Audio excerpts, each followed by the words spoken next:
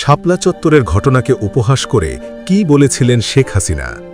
শাপলা চত্বর ট্র্যাজেডির পর সংসদে দাঁড়িয়ে শেখ হাসিনা উপহাস করে বলেছিলেন, শাপলা চত্বরে হেফাজতিরা গায়ে লাল রং লাগিয়ে রাস্তায় পড়েছিল, পুলিশ ডাক দিলেই উঠে দিত দৌড়, লাশ দৌড় দেয় আর কি।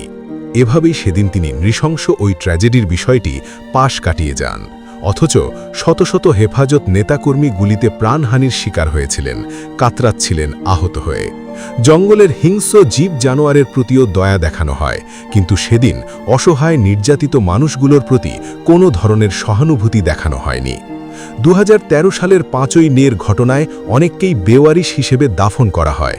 বেওয়ারিশ দাফন করেছিল আঞ্জুমানে মুফিদুল ইসলাম নামের একটি সংগঠন। সংগঠনটির 2014 সালের 9 অক্টোবর তৎকালীন সহকারী পরিচালক আব্দুল হালিম স্বাক্ষরিত একটি নথি পর্যালোচনা করে দেখা যায় 2013 সালের মে মাসে 367টি বেওয়ারিশ লাশ দাফন হয়েছে। শাপলা সমাবেশ গুড়িয়ে দেওয়ার বীরত্ব দেখানোর জন্য অনেককেই পুরস্কৃত করেন শেখ হাসিনা।